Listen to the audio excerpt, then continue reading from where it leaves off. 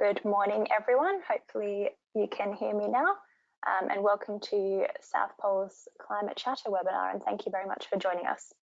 I want to start off today firstly by acknowledging the Gadigal people of the Eora Nation where we are broadcasting from today, and also acknowledge the respective traditional owners of the lands from where all our listeners are tuning in.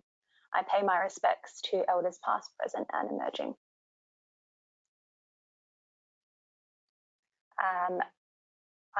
We have some really excellent guests joining us for today's chat, so we'll let them speak very soon. You can probably all see them on camera now. And we obviously have our host, South Pole's Head of Climate Action, Tom Schroder, who I will be handing over to very shortly. And just before we jump into that, I just wanted to do a couple of points of housekeeping. As attendees, you're all on mute, just so we can keep things nice and running smoothly and orderly. The session will be recorded and we will share that out with you in the next couple of days. And very importantly, I'm sure you all have lots of questions for Tom and the attendees. So we have the GoToWebinar functionality has a little question box in the panel on the right-hand side. So you can type in your questions at any time throughout the session. And then at the end, we're going to have a 10-minute Q&A where we will pick those questions and get our panelists to answer them, and if we don't get to yours, don't worry, we will pick it up offline and get you an answer to those questions. So thank you very much again for joining, and now I'm going to hand over to Tom. Thank you, Carly, and welcome everyone to this webinar, the first one that South Pole Australia is organizing this year. It was supposed to be a live event, but yeah, COVID is still around, so we're doing this as a webinar. Nonetheless, I'm very pleased to have such a great selection of panelists joining me for this webinar today, where we will be talking about net zero. So I'm joined here today by Imogen Baxter, Head of Community at SquarePeg, Lea Maguero of BioPak, who's Environment and Sustainability Manager, Prins, the co-founder and CEO of Pathzero, and Paul Tierney, who's General Manager Business Development at TPG Telecom. Welcome everyone, and thank you for being on our panel. Quickly, just a few words on South Pole. So South Pole obviously active in the climate space. We work on both climate advisory topics and the trading of environmental commodities such as carbon, biodiversity and renewable energy.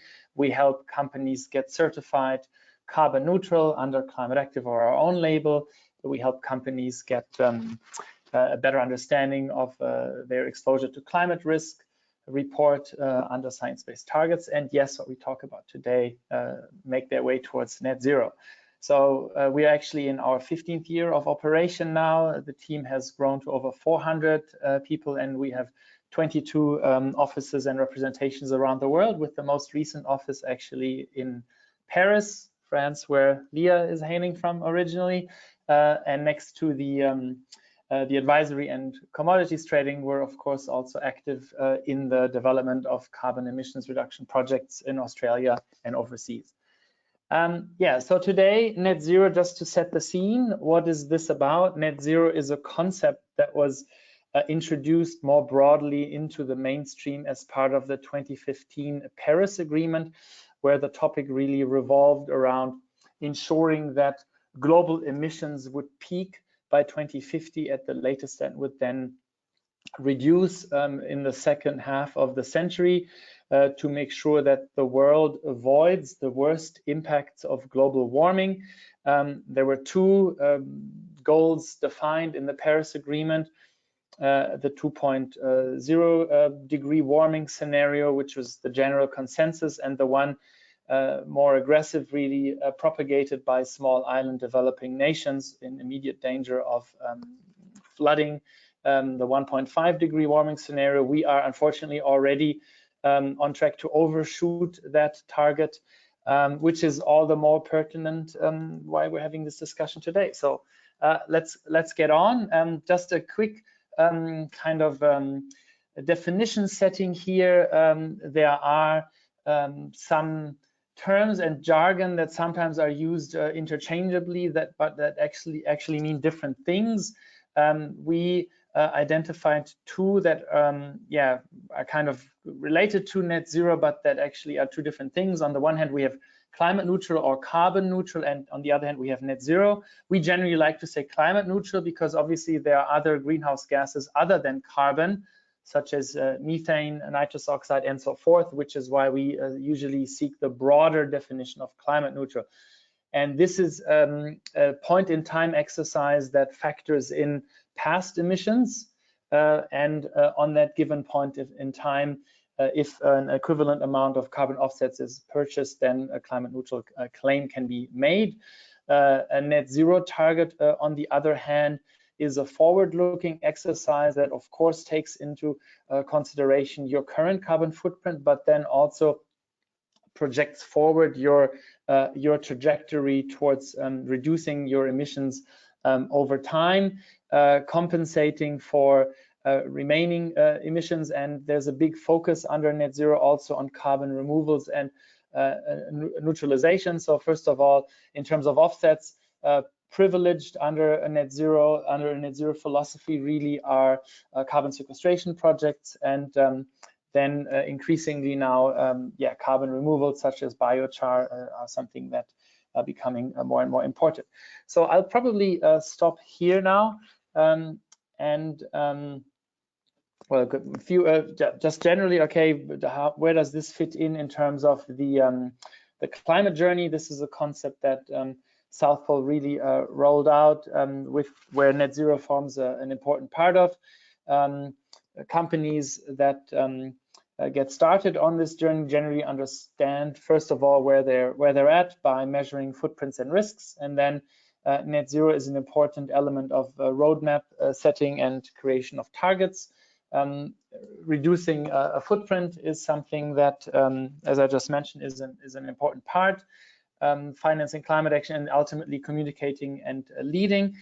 All of these steps are important on the journey. The various panelists that are joining me today are at different stages of this journey, and today we'd really like to hand it over to the practitioners to hear it from them, what they make of this concept of net zero, what it means for their businesses, and where they see the future going forward. So with that, we'll finish this little presentation and hand it over to our speakers. So maybe if we want to jump to Imogen first, and Imogen can do a bit of an intro of herself and the Square Peg journey to date. Sure. Hi, everyone. Lovely to be here. So Cyron Community at Square Peg, we're a venture capital fund. If you don't know anything about us, we are a fund that was started in 2012. We invest in all kinds of technology, but predominantly software, and our team is geographically based in Sydney, Melbourne, Singapore, and Tel Aviv, and we invest right at the beginning of a new company's journey. So maybe there's a couple of people, they've got a brilliant idea, and to give you an idea of some of the companies that we've invested in, if these mean anything to you, Canva is one, Airwallex, Fiverr, which is from a big one in Israel. So we've been really fortunate to invest in some of the most phenomenal companies coming out of all of the regions that we operate in. We actually first worked with South Pole and with Thomas in, I think it was 2013 or 2014, back when I worked at a different technology company called Sendle. So we're a logistics company. And so I've always had in the back of my mind that I think wherever you go, it's important to leave the sustainability journey better than when you find it. And so when I moved to Square Peg in 2017, I think, began conversations in the team about what we want our impact to be.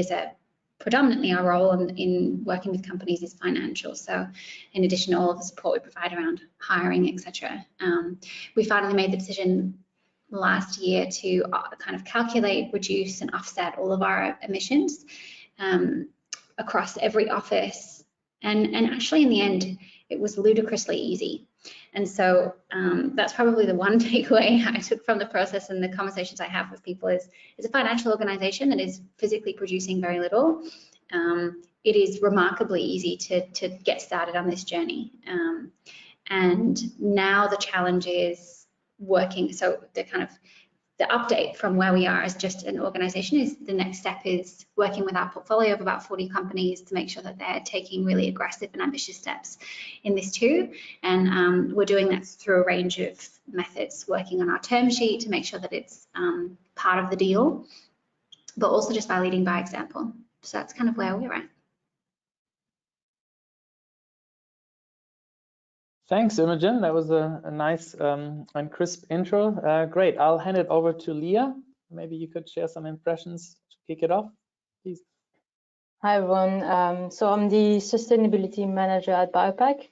BioPak sells sustainable and compostable packaging for the food service industry.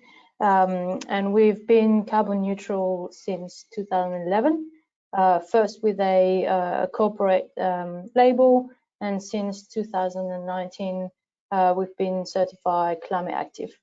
So some of the drivers to start this journey about 10 years ago were that we really wanted to reduce our impacts on the environment as a company, also certified B Corp. So I guess it was a bit of a no-brainer for us.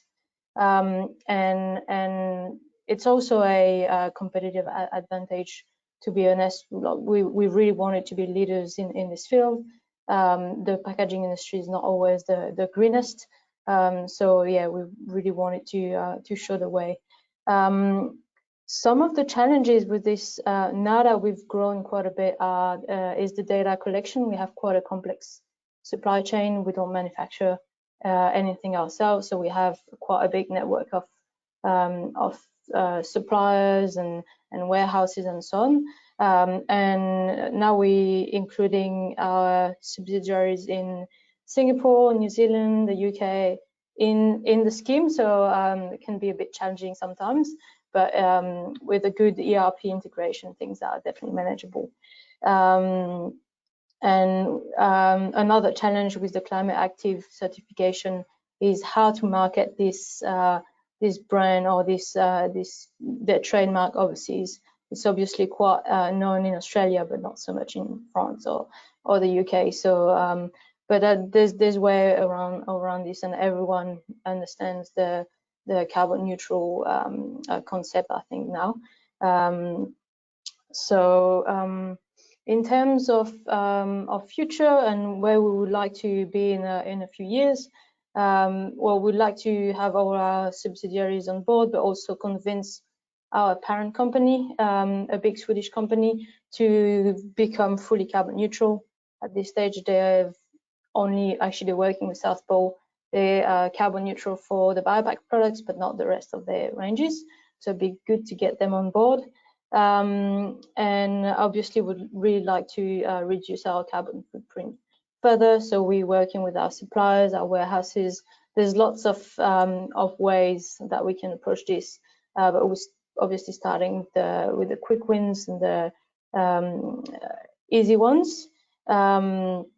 There's also a lot we can do in the field of materials, and reducing is one of our priority, but we also like to, as Tom was saying before, in terms of offsetting, look at what we can do in terms of sequestration rather than avoidance. So yeah, that's BioPak in a nutshell. Thank you very much. Fascinating. It's really nice to see such different businesses on the panel and gathering those perspectives on this topic. Over now to Carl from Pathzero, who once again is a completely different business. Yeah, thank you, Tom. Yeah, so I'm the co-founder and CEO of Pathzero. We are a service provider to companies looking to do this whole process very efficiently. We kind of looked at this transition to net zero emissions that's happening over the next 20, 30 years, hopefully quicker, and thought, well, there needs to be a way to service companies at scale. So we need to have some sort of software involved as well as consulting. And so for us as a small business ourselves, we started trying to serve small business with a solution that combines software and consulting together. And as part of that efficiency, what's been great about working with South Pole is the ability to integrate a carbon marketplace, so gives customers access to carbon offsets through the platform. So that's been going quite well. We're 6 people. We're based in Sydney. We all work remote, and we have about 50 or 60 clients using the platform at the moment. So in terms of our journey, of course, we need to be carbon neutral operationally from the start. So that's what we've done, and that's what we continue to do. We're also looking to get Climate Active certified in this next reporting season. And in terms of the drivers of emissions for us, I think we behave a lot like any other software company or consultancy in that it's pretty low emissions other than travel.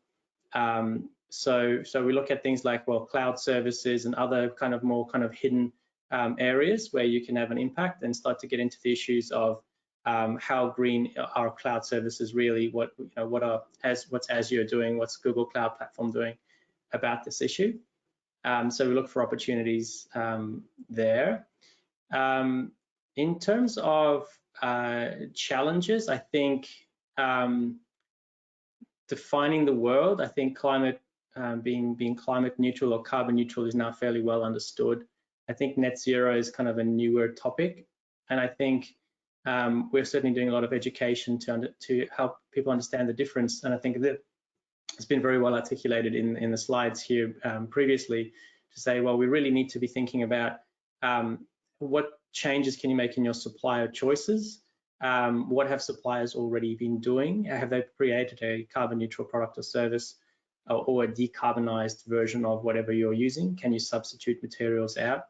Then there's the low-hanging fruit like energy efficiency, renewable energy, etc., through to the newer technologies like the biochar and direct air capture and other kind of more expensive right now, but potentially more, arguably impactful offsetting or neutralizing of your emissions. So it's very, very exciting to be in this space right now. I think that COVID has done us all a massive a favor in terms of boosting this as an agenda item, and accelerated this conversation, everything that's happening with net zero. So it's a very exciting time to see the traction and these conversations going mainstream. So yeah, that's me in a nutshell. Thank you. Yeah, thanks, Carl. Really interesting insights. Good to hear from you as a practitioner on these topics.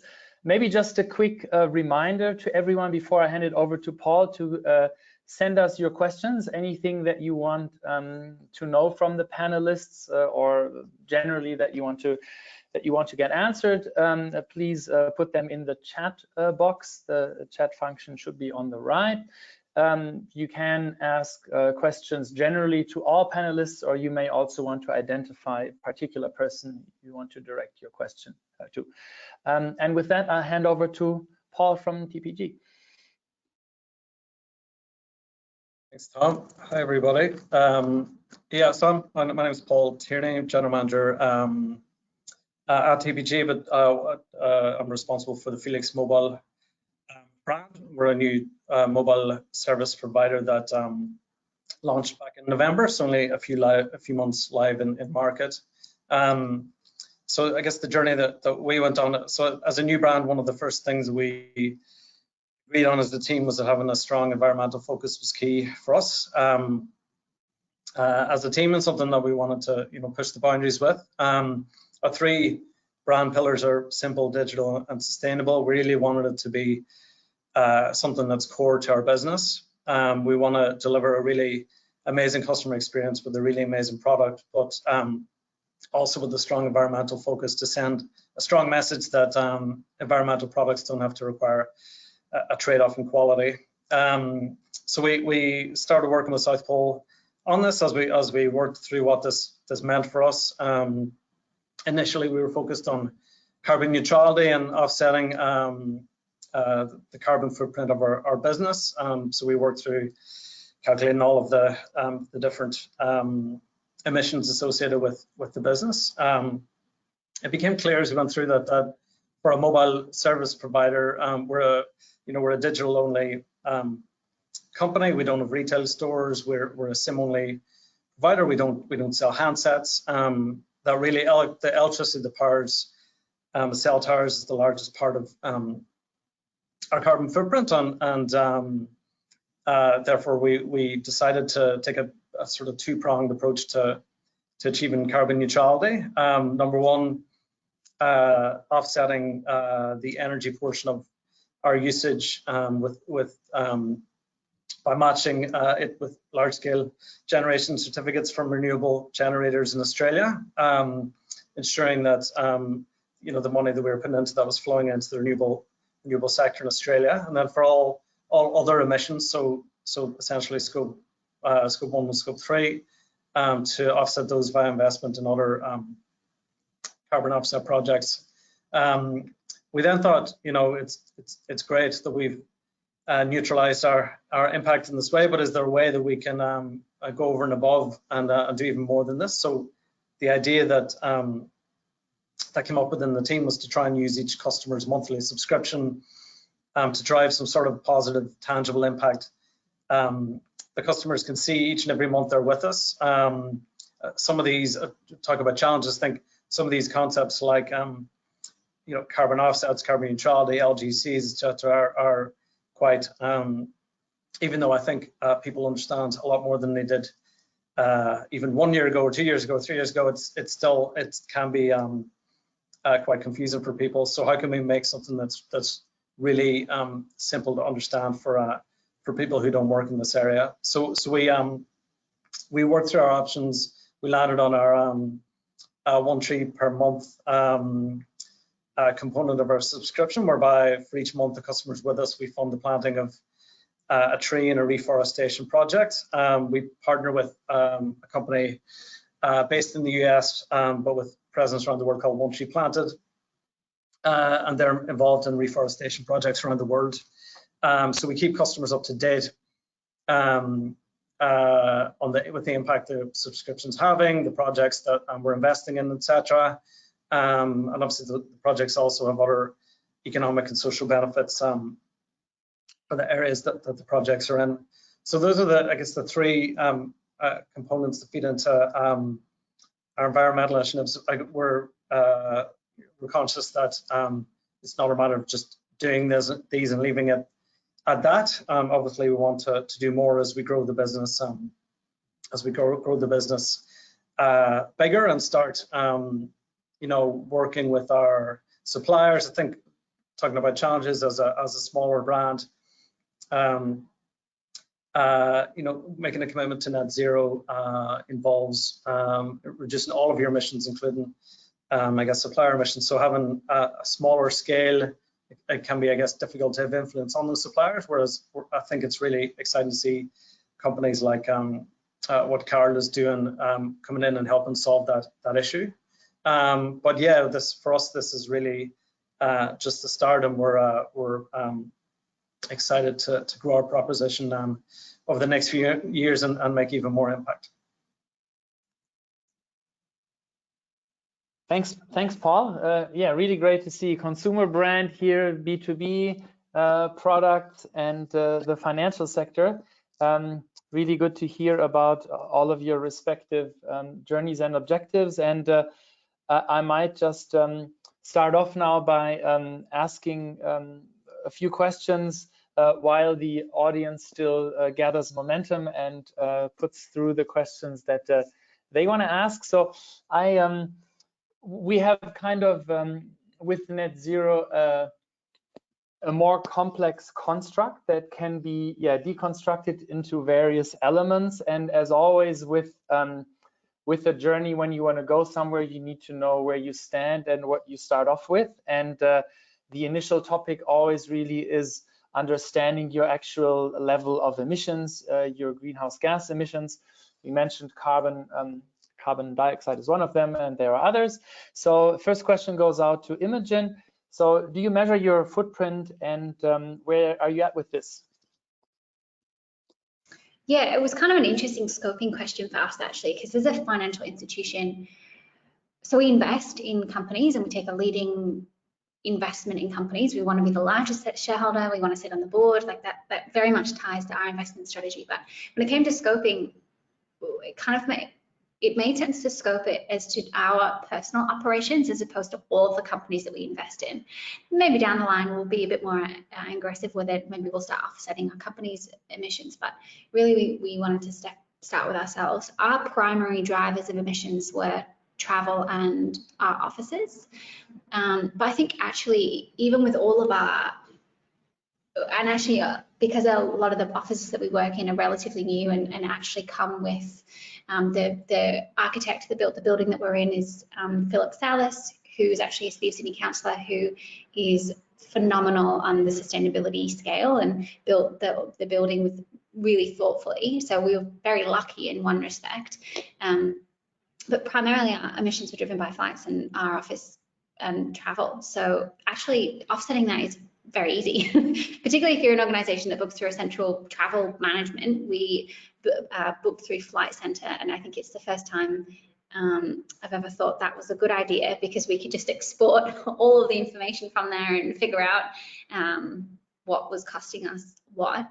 COVID has obviously, in that we are an international organisation, we travelled a lot.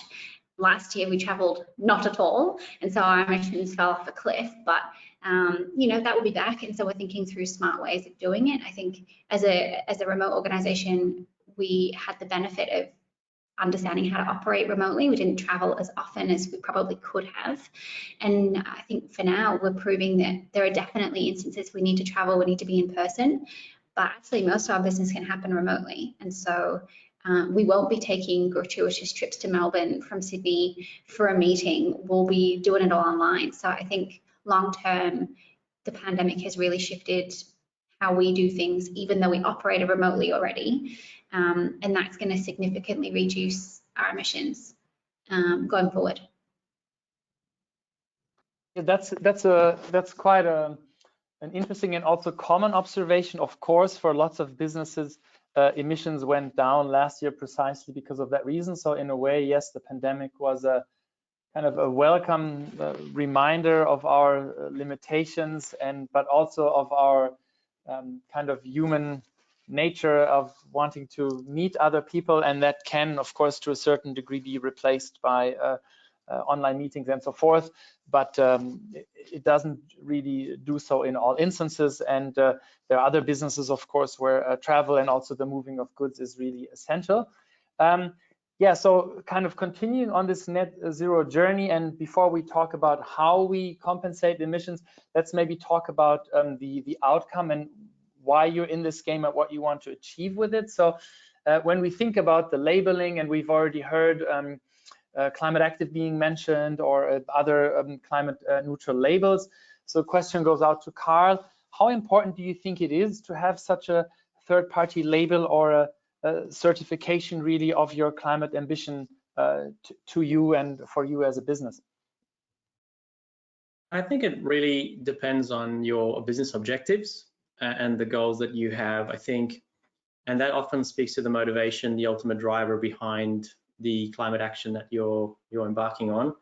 Some people find it to be a private matter, and it's just a matter of wanting to do the right thing.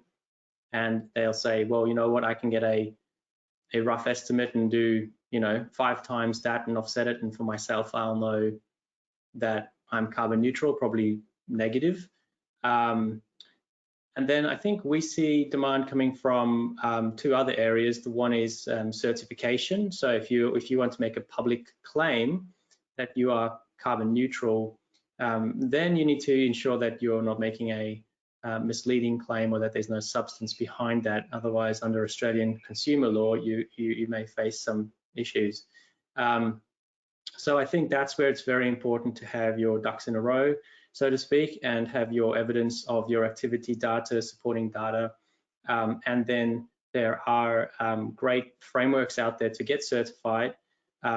We really like Climate Active because it is a federal government program, and in terms of its independence offers a great advantage in that sense.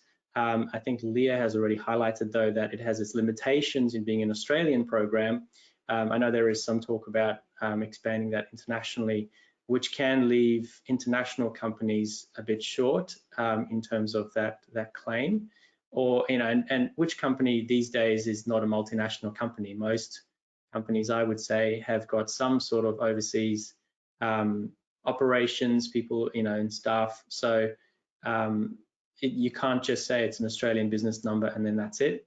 I think that's a space that a number of companies are filling. South Pole obviously has its international label, which we like as well, the climate neutral label. And there is carbonneutral.com and a few others that people can look at. For us, it's important to ensure that whichever label you would like to choose, you have a sound measurement, you can demonstrate and you can document the methodology that you have followed, and you have your support, whether that be an electricity bill or something like that, at the ready, so that when there's data validation procedures being performed, they can be done really efficiently, just like an accounting system. I think there's a third element there then, which is the reporting. So if you're thinking about CDP, TCFD, etc., which is more in financial services, perhaps sort of in Imogen's world. There are requirements there beyond the metrics and whether you have offset or compensated for and produced a reduction plan, but more thinking about transition risk, legal risk, physical risk of climate change, which is again a broader set of reports than simply your quantifying your emissions. There again, I think it's and now you're not dealing with ACL, you're dealing with APRA potentially as a regulator. I think it's very important again to have your substantiation ready and have that be as sound as financial data that you report, you know, when you're doing your financial reporting. So pinning the business objectives, one of those three, we tend to recommend you know, the correct course of action, and at least from the Pathzero platform side, help enable the clients to measure their emissions efficiently, but also with the required documentation and support. Yeah, great. Thanks, Carl. Good to see. Like have a little bit of a look under the hood and understand the complexity of the topic. What really needs to happen, kind of in the engine room for then getting the right outcomes and making sure that you can rely on substantiated claims and how you can best leverage them. And an important part of this whole concept, of course, also is the topic of carbon credits, carbon offsets. We've already talked about there being two basic kind of elements or distinctions of carbon credits. We have, Lea has mentioned that there are avoidance credits and that there are sequestration credits. Just maybe a quick word on that. So avoidance credits would generally be those related to efficiency gains, for example, in the renewable energy space, whereas sequestration credits would be those related to carbon sequestration, for example, by planting trees or avoiding deforestation and the like. So generally what we call the nature-based solutions. And yeah, using that as a segue, maybe a question out to Paul about yeah, how you went forward with offsetting the unavoidable emissions that were calculated as part of Felix Mobile's footprint under the climate active certification that you were seeking. Yeah, cool, no problem. So yeah, I sort of touched on my first answer on a part of it, I guess. So we decided to, as we worked through it, decided to offset the electricity portion of our footprint by purchasing LGCs from renewable projects in Australia. And then for the non-electricity components, we decided to obviously work through all the different options with South Pole and you know, all the different types of carbon offsets, carbon credits, and certifications, and landed on two projects that I guess aligned with our priorities, which were obviously Australian projects and renewable energy projects. So the first we decided to invest in was an Australian project, the Akpol Natam in Cape York Peninsula Savannah burning project. And the second we decided to invest in is the Brony wind farm in New Caledonia, supporting that renewable generation over there.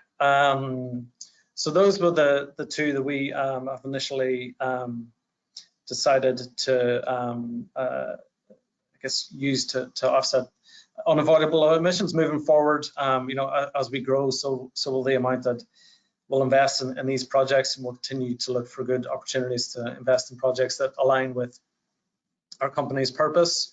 It's also, I guess, important for us to look at other ways of also reducing our emissions in the first place, as well as using carbon offsets. So that's also a key focus for us going forward.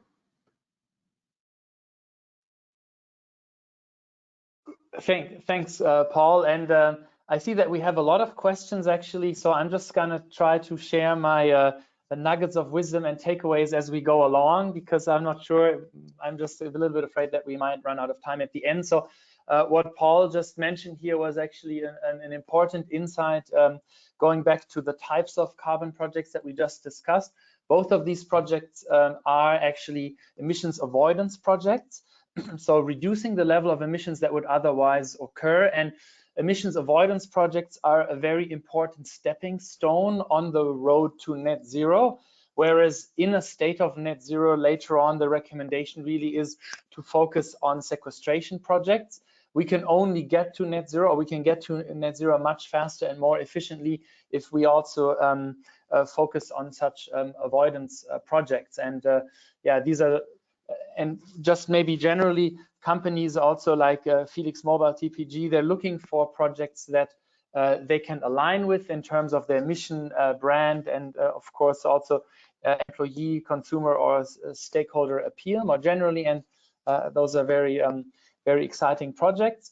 Carl has already brought up the topic of climate risk, and that's actually a very interesting one to look at when you think about products and supply chains. And here I have a question for Lea, really.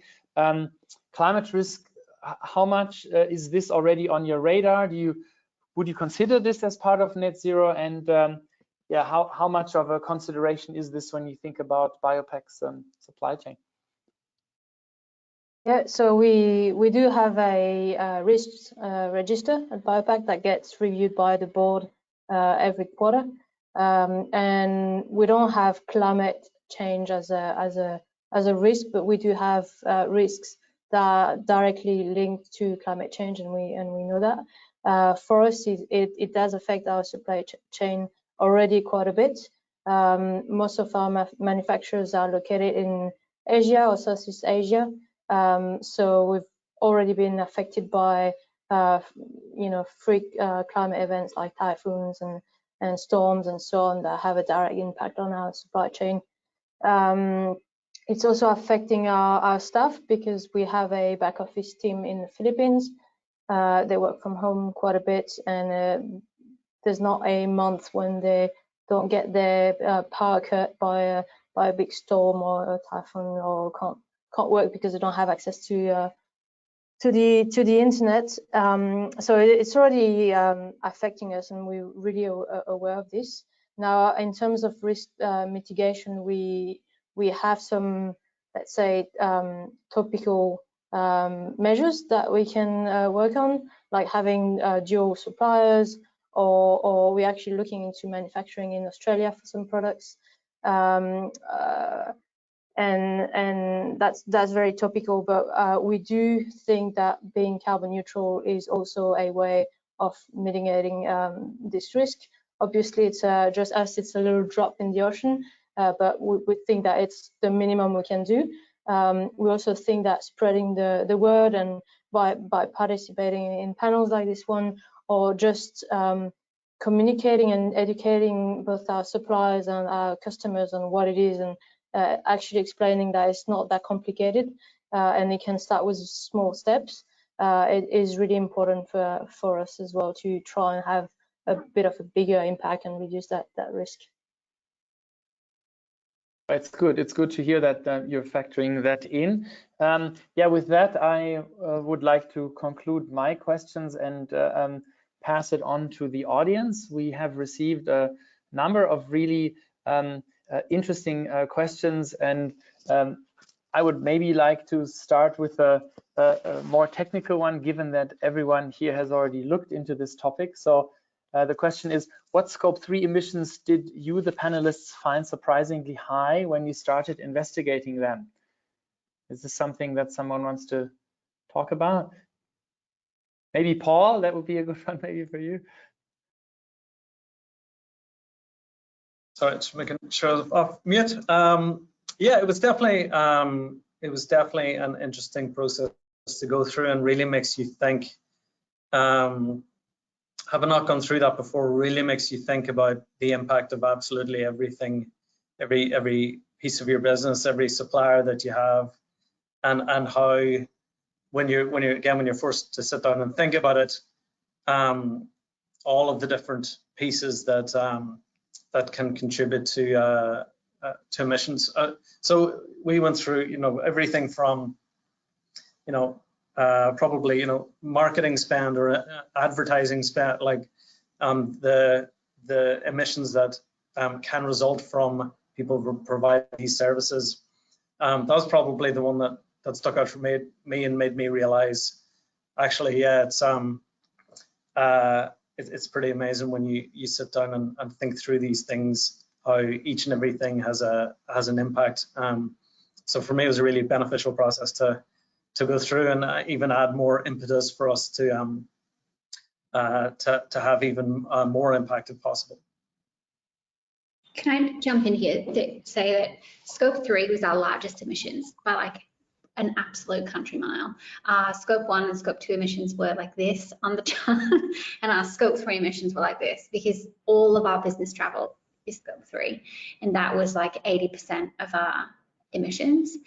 And we knew it would be high, but we didn't realize how high it would be. So really glad that it was all included in this. I mean, it would be much cheaper if it wasn't, but the reality is, like, that's part of our business, and so obviously we had to include it. But yeah, I think and also it was quite fun looking at all of our offices as to who's responsible for the most emissions, like, and for us, it's turned into a real competition, because they know that we're going to be benchmarking it again, and it's going to be real obvious if you have or haven't changed your behaviour. So having it so clear and in chart form was delightful.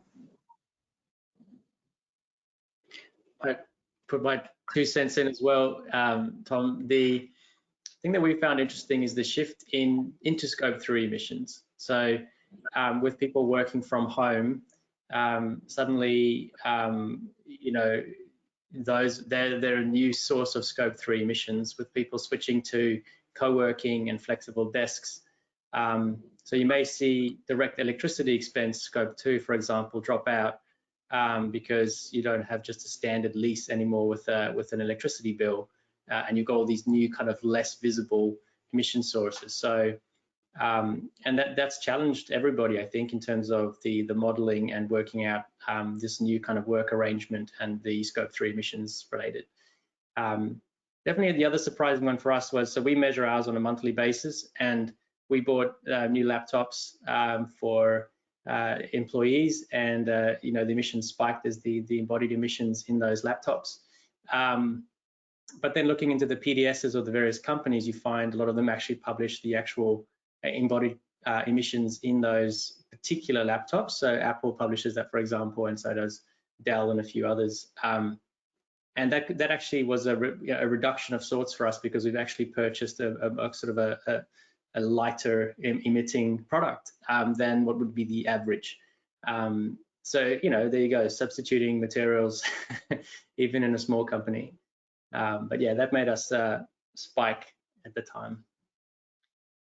Yeah, good. That's very very interesting in terms of yeah, maybe just a quick word in terms of the emissions and what we're talking about here, the 3 scopes for the newbies. Maybe not everyone's across this in the audience. So we're talking about basically the greenhouse gas protocol, which is the international standard really for measuring and recording emissions. They have defined 3 scopes of emissions.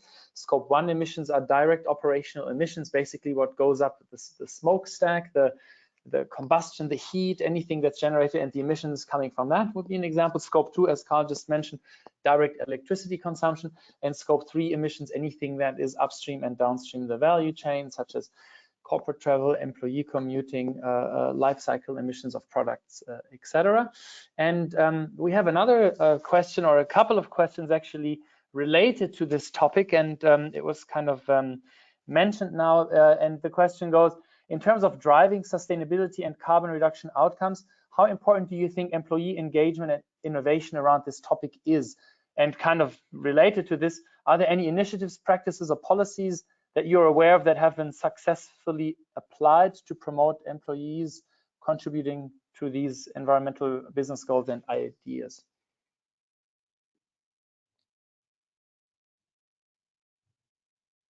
I can talk. When we were at school, as an example, it's like, I think it's less relevant now that we're at a venture fund because we're such a small organization. Everyone, it's like you can have an individual conversation with everyone. But when I was at Sendor, I was a tech company and thousands and thousands of customers and team all over the place and in very different cultural contexts. So we had a team in the Philippines, we had staff in Brazil, we had people working remotely, and for them it was really important. And actually, we embedded it as part of. I think where this fails is when I think this is one of the topics you have to over communicate with, and I think it fails as it is both an extraordinary employee engagement tool, but if you don't use it as such, it can be quite difficult to maintain it, I would say. So we embedded it as part of the onboarding. It became part of our culture, like our company values. It actually was one of the main reasons people came to work for us, was because at the time it was very rare to come across a logistics or a tech company that was offsetting their emissions. And so it became a real signifier for, it kind of stood in for this company is values driven and is good. And so it was so easy to recruit because we could just say to people, look, we're a really good organization. Here's a proof point. And knowing that, you know, you Google South Pole and the process they put people through to get to this certification, people know it's legit. And so the way that we embedded it was on all of our job ads on our website. Every 6 months, we ran a survey to get people to choose the carbon emission projects that we supported. We ran a training session. It was in all of our onboarding materials. It was on our social sites, in customer emails. We consciously focused on companies that were values aligned in all of our customer stories. So it became a very clear, definitive part of the brand. And I think, yeah, it acted as a, if you were interested in it, it was also a good signifier to us for employees. So it was super, super helpful. Cool. I mean, I like how we take off our corporate hats and also just talk more generally about the experiences we've made throughout our careers. So thanks for being so open and sharing that with us. Sorry, yeah, Paul, you want to go? Yeah, no, I was just gonna, I guess, add to that. Yeah, I think it's extremely important, and like I said, for us, it's a core part of what we do. I guess a couple of observations. It's as Imogen said, communication is key, and like it's not, we don't just, you know, make these commitments we're doing and put them on the website. Like everybody in the team can tell you what a Scope 3 emission is and why we're doing it, and everyone can tell you about the projects that we're invested in. So I think what's key is a couple of key things. Number one, opening up the conversation with employees. Obviously, you know, we're a greenfield brand, so we built it into the core, but if you have a more established business, once you just even open up that conversation and get people engaged and listen to them, that's a key first step. But also then showing signs of progress and communicating that, and that can really very quickly build momentum and get a lot of energy built up that can then take on its own momentum itself. So I think it's hugely important. Just a very good tool, I think, that parent company has created with South Pole in Sweden to educate, especially the sales staff, is they've created a little app that the sales guy can have on their phone, and they can bring up products, and it will show them the carbon footprint of the product. They can enter the quantity and show that to the customer. So not only educates the customer and it helps them make the right choice in terms of material and so on, but also the sales team becomes very familiar with which products have the lowest footprint and so on. So that does help a bit, and it's very user friendly. So it's I think that this was a good one as well. I've got 2 cents for you as well, Tom, and that is you can't manage what you can't measure. So just surfacing that information in the first instance, we find is powerful just in itself, especially if it's on a frequent basis. The other thing we've found is that people want to understand the key drivers. What's the formula for calculating that thing? You know, if it's electricity, it's obvious, it's the kilowatt hours, but if you're measuring staff commuting, it might be more complicated, and you may be able to get better information if you were to do a survey, for example, than using assumptions. And I think what's been powerful is linking the formula that actually calculates the emissions to KPIs. And if you can join those dots, then you can very visibly see, okay, yes, my action has actually translated to this quarter's report being lower. And I think, you know, that seems to be a very powerful motivator in these organizations. Good. Yeah. Look, we have and building on it, we have another couple of questions that are asking the why question then here, and or the how rather, and that's so. I mean, the question is, first of all, why are you doing this, and then in terms of how do you find then that your customers are engaging with your carbon neutral or net zero claim or your journey? Are they're satisfied that just knowing that you made this claim, or do you find that people are digging deeper into why you're doing it, how you're doing it, and then ultimately also, and maybe that's actually a good question for Paul to start off with, because you just launched a new brand, then how do you measure then the business benefits for making such commitments? Is there less churn, or do you find it more easy to attract new customers because of what you're doing compared to other things that you've done in the past? So yeah, maybe some thoughts on that would be great. Yeah, no problem. I mean, yeah, like I said, we've sort of been in market about 3.5 months. The response we've had has been really overwhelming, to be honest. There's definitely an education piece. It's some of these are sort of new concepts for a lot of people. So we've I guess taken the approach of being as transparent as we can possibly be, and spending time on where customers are communicating or are contacting us, spending time explaining the concepts and explaining why we're doing it and how we're doing it, so that people really understand how it all fits together.